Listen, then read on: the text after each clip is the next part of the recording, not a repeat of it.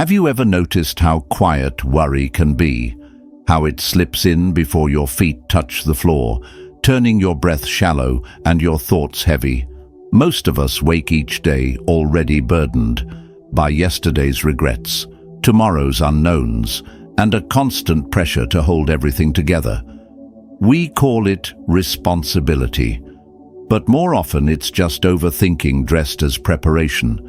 And in trying to control everything, we lose the one thing that matters: our peace. Pain doesn't always scream. Sometimes it lingers in silence, in the way we overgive, in the way we tense without knowing why. We carry wounds we never named, fears we never questioned, and expectations that were never ours to hold. But what if you didn't have to carry all of it?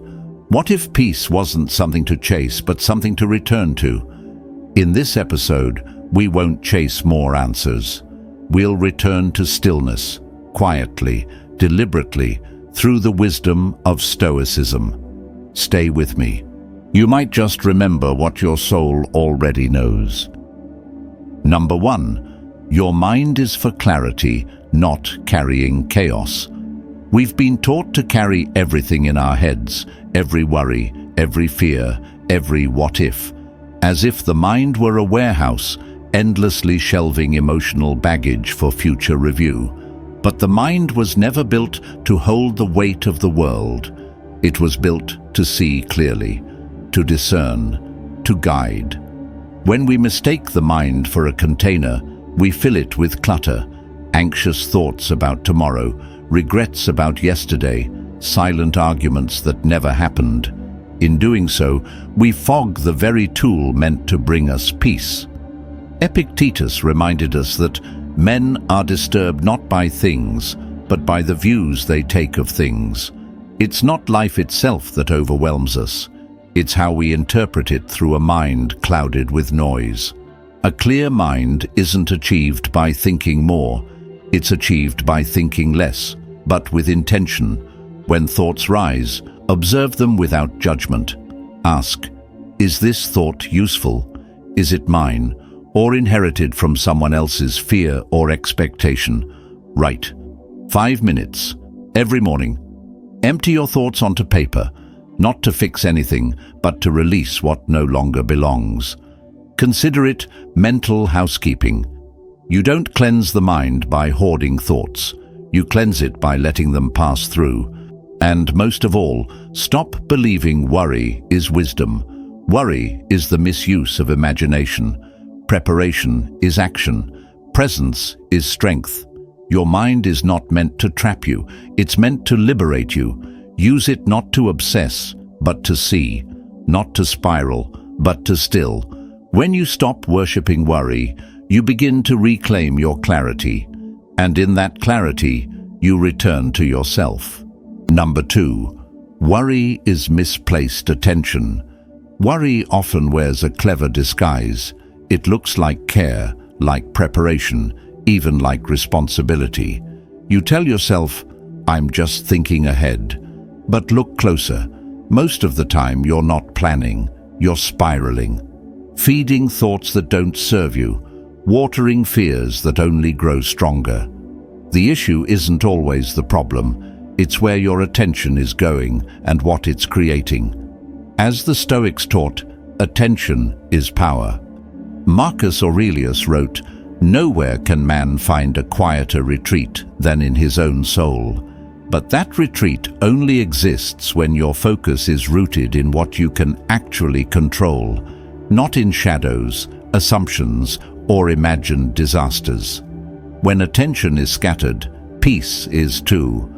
Your nervous system reacts not to reality, but to thought. The body tightens, the breath shortens, and suddenly you're suffering from something that hasn't even happened. So reclaim your mind. Pause. Breathe. Ask, is this thought useful?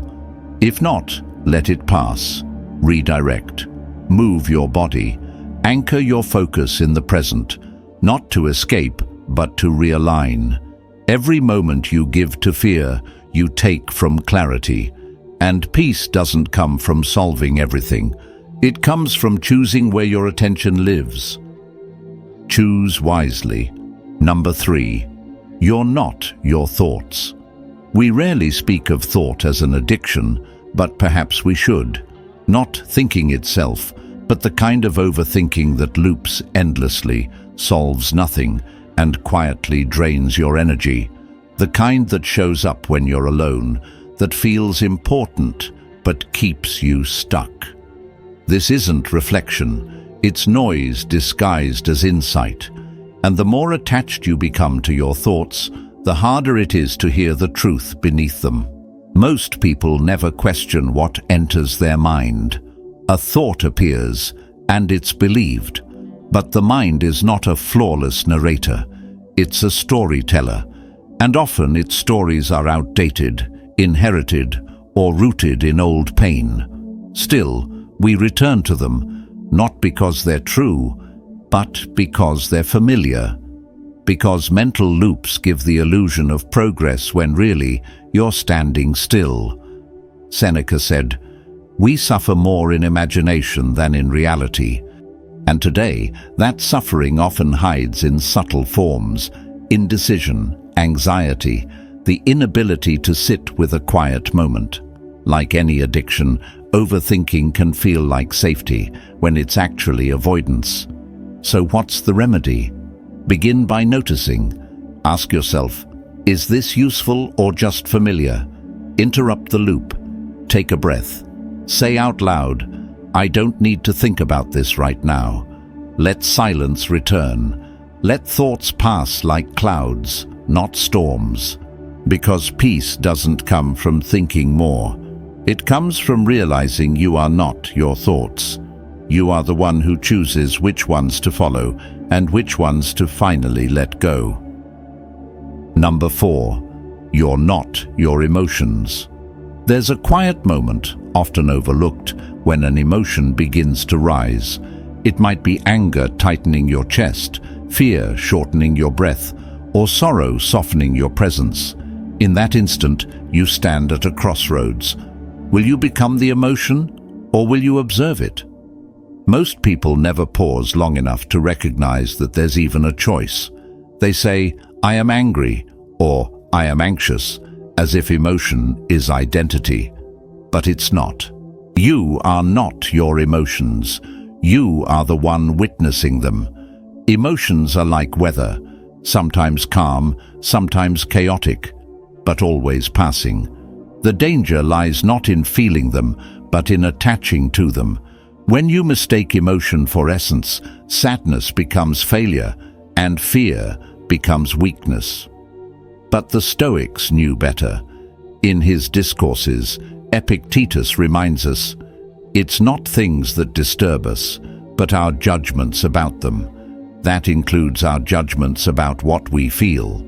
Emotional discipline isn't suppression. It's presence.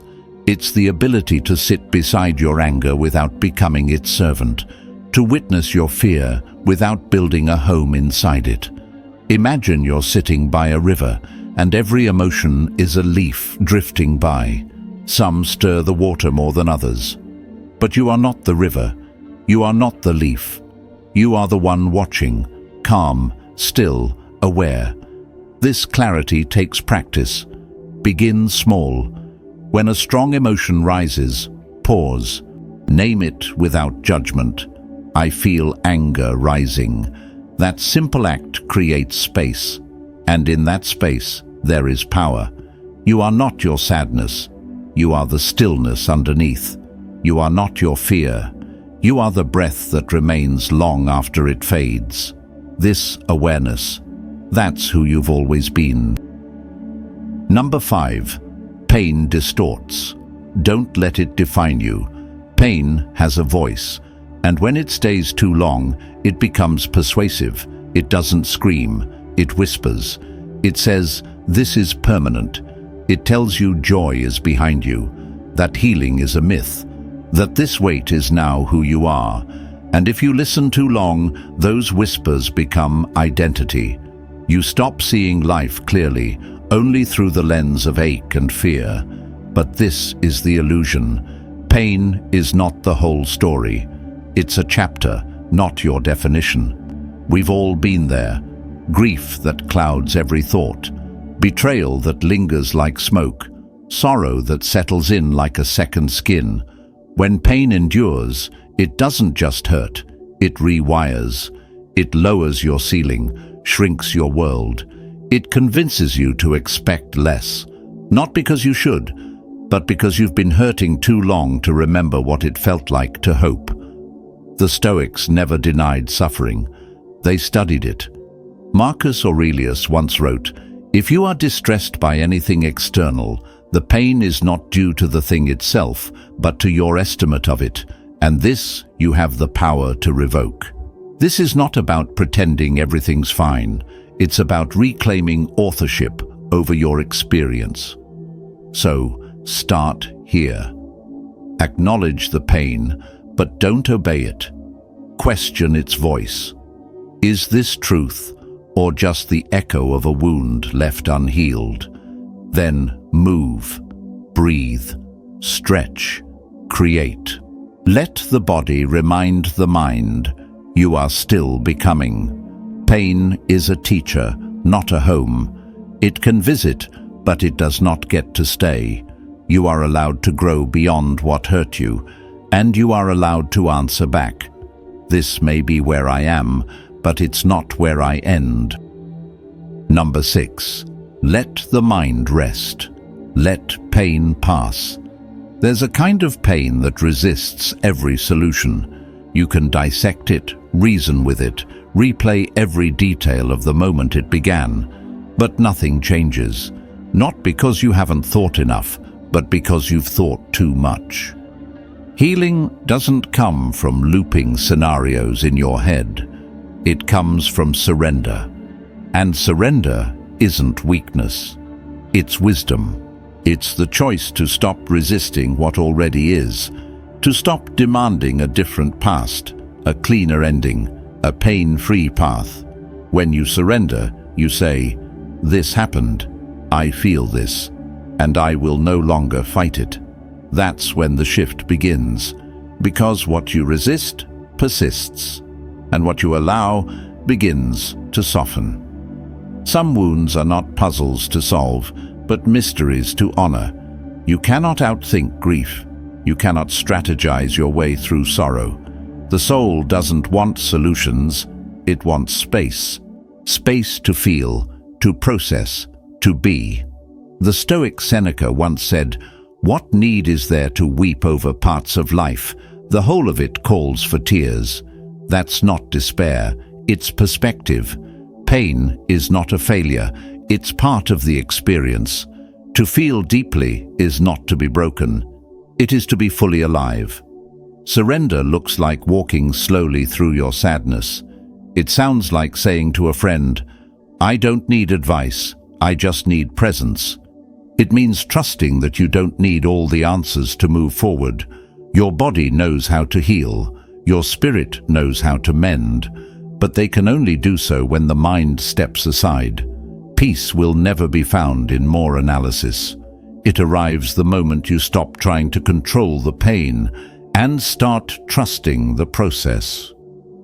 Number 7. Control is an illusion.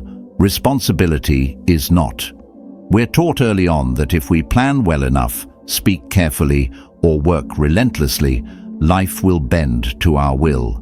That control is safety. That certainty is earned. But life, real, unfiltered life, doesn't care for our scripts. It changes without warning, unravels even our best-laid plans, and reminds us in the most humbling ways. Control was never ours to begin with. You can't control another person's choices. You can't force someone to stay. You can't dictate timing, perception, or outcomes. Trying to do so only leaves you bitter and exhausted. But here lies the quiet power of Stoicism. While control is an illusion, responsibility is not. And responsibility is where your strength begins. You are responsible for how you show up, for how you respond, for the values you embody when the storm arrives. It's not about shaping the world to your will. It's about shaping yourself to face it with clarity and courage.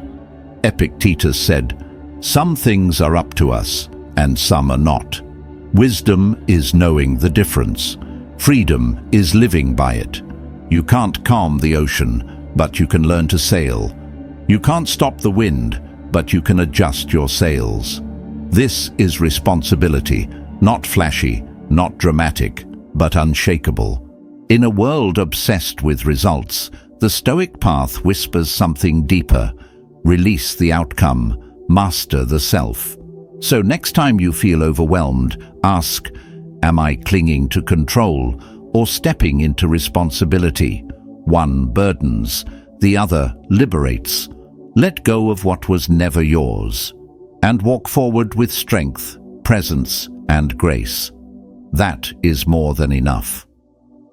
Number 8. Detach with grace, not indifference. Detachment is one of the most misunderstood virtues, especially in Stoic thought. Many mistake it for coldness, for shutting down, for not caring. But real detachment isn't about withdrawing from life. It's about showing up fully, without losing yourself in the process. It's not the absence of emotion, it's the mastery of it. True detachment is the quiet strength that says, I can love without clinging. I can care without control. I can let go and still remain whole. We suffer not because we care, but because we attach our identity to what we cannot control. Someone's opinion, a job title, a relationship. The moment those things shift, we feel as if we collapse. That's not love, that's dependence. Marcus Aurelius wrote, "Receive without pride, let go without attachment." He didn't say to avoid joy, he said not to chain your peace to it. Detachment means holding space for life, its highs and lows, without being swept away. It means you feel joy, but don't chase it. You feel grief, but don't become it. You let people go without letting it break who you are. Because everything in life is borrowed, roles, seasons, even love. And if your peace depends on keeping what cannot be kept, your suffering will always follow. So no, detachment is not indifference. Indifference says, I don't care. Detachment says, I care deeply, and I still release. And in that release, you discover the truest kind of freedom. Not freedom from feeling, but freedom from being consumed. Not the absence of emotion, but the presence of wisdom. Number 9. Stillness is a choice, not a circumstance. We often imagine peace as something we'll stumble upon. After the chaos fades, the noise dies down, the calendar clears. But the world doesn't stop spinning. The deadlines won't disappear. The noise rarely quiets. And if you wait for stillness to come from the outside, you'll be waiting forever. Stillness isn't granted by your environment. It's claimed by your awareness. It's not the absence of movement around you. It's the presence of depth within you. The Stoics knew this well. They lived through wars, betrayals, and exile, yet they wrote about tranquility as a state always within reach. Marcus Aurelius once said, "Nowhere can man find a quieter or more untroubled retreat than in his own soul." He wasn't describing a fantasy. He was teaching a discipline. Stillness doesn't mean avoiding life. It means returning to yourself within life. It's the decision to pause before reacting, to breathe before speaking, to listen before absorbing. It's the art of remaining grounded while the storm swirls. In today's world, distraction is relentless. Messages, opinions, noise on every screen. But the more you react to everything, the further you drift from your center. True stillness is not passive. It's powerful. It anchors you without needing the sea to calm. And you don't need to escape to find it. You need only your own attention. So try this. When life feels overwhelming, don't reach for more. Reach for less. Step away. Breathe. Ask, what do I actually need right now? Not what's urgent, not what's loud, what's essential. Because the world may never be quiet. But you can be. And that is where your real power begins. Number 10. Only the present is real. The present moment is quiet, so quiet that most of us rush past it. It doesn't offer the drama of the past or the anticipation of the future. It just is. And in that stillness, something powerful happens. Pain loses its illusion of permanence. When you're anxious, you're living in imagined futures. When you're dwelling, you're rehearsing old wounds. But in this breath, in this moment, you're simply here. Not because everything is perfect, but because it's real. And the mind, when grounded in reality, has no space to spin stories. Marcus Aurelius wrote, "Confine yourself to the present, not as a retreat, but as a return to strength." Because a mind anchored in the now doesn't get pulled into the past or lost in speculation. It becomes still, and in stillness there is clarity. You don't need hours of silence to practice presence. You need awareness in the smallest choices. Feel the water as you wash. Notice the sky as you walk. Listen without waiting to speak. Because peace doesn't land in memory or fantasy, it lands in stillness. And stillness only lives here, in the now. Number 11. Feel deeply, but choose wisely. Emotions hit hard. Pain feels endless. Heartbreak echoes. Failure stains. And in those moments, it's easy to believe this is who you are now, that the storm will never pass. But no emotion, no matter how consuming, is permanent. What does last is how you respond.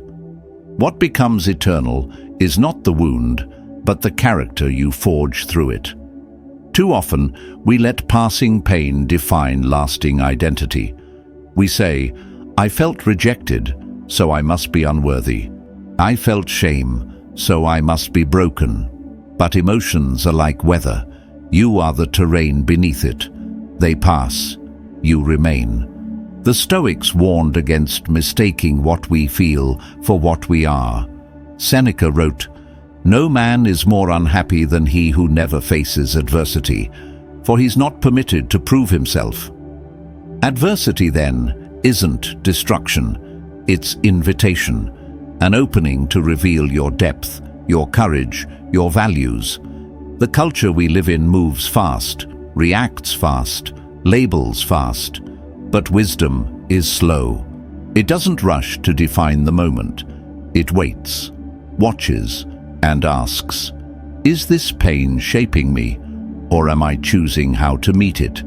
That's the difference between becoming reactive and becoming resilient. So when everything feels overwhelming, pause. Ask, "Is this the version of me I want to remember, or just the voice of pain trying to speak for me?"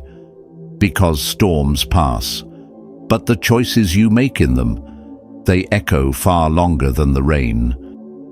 Number 12. Let go with wisdom. There's a kind of strength the world rarely celebrates, the strength to release. We're taught that holding on means loyalty, that fighting for something means we're strong. But sometimes the bravest act is to walk away, not out of bitterness, not out of defeat, but because you've finally chosen yourself. Letting go isn't giving up, it's waking up. It's saying, "I will no longer water what no longer grows. I will no longer carry what doesn't belong to me." True strength isn't measured by how long you endure something that drains you. It's shown in knowing when to stop. The Stoics didn't cling to pain. They sought clarity, calm, and inner freedom. Epictetus said, "Freedom is the only worthy goal in life." But that freedom begins within. And nothing steals it faster than holding on to what's already gone. People, outcomes, expectations. Letting go doesn't erase what was. It honors it, but it also honors your growth. Some people were chapters, not the whole book. Some memories were teachers, not destinations. Not everything broken needs fixing. Some things were only meant to shape you for the path ahead. Yes, your mind will crave closure, but peace doesn't always come through answers. It comes through acceptance. Letting go might look like silence, or finally saying no. It might feel like loss, but it's actually liberation. So ask yourself gently, what am I still holding that's holding me back? And know this, the moment you release it, you don't lose yourself. You return to yourself, that space you create. It's not empty, it's sacred. It's where your freedom begins again. Number 13. Stillness is your strongest anchor. When the world feels unstable, when plans unravel, when people leave and your own thoughts grow restless, what remains? What do you hold on to when everything around you shifts? The Stoics had one answer: not success, not certainty, not even control, but stillness, the unshaken ground within. Stillness isn't the absence of problems, it's the presence of clarity in the middle of them. It's the quiet strength that doesn't waver when life roars. And it's not something you earn at the end of a journey. It's already within you, beneath the noise, beneath the fear, waiting to be remembered. Marcus Aurelius, emperor and philosopher, knew this well. He wrote, "Look well into yourself. There is a source of strength that will always rise if you look there." In a world that glorifies motion and urgency, we forget. Peace isn't found by running faster. It's found in the moment we pause, breathe, and come back to ourselves. Stillness doesn't mean you stop caring or withdraw from life. It means you respond with intention, not impulse. It means you lead from presence, not panic. It means that when life tests you, you return to your values before you react. It takes practice. Some days you'll feel grounded, other days you'll feel lost again. But every time you return, every breath you take in awareness, you grow stronger. So if life feels heavy, come back to now, to your breath, to your body, to your inner anchor. Because when everything else falls away, your stillness is what remains. And from that stillness, true power begins. Let go of what weighs you down. Choose stillness over noise. If this spoke to you, share it. Comment, "Stillness wins," and subscribe to walk this path together.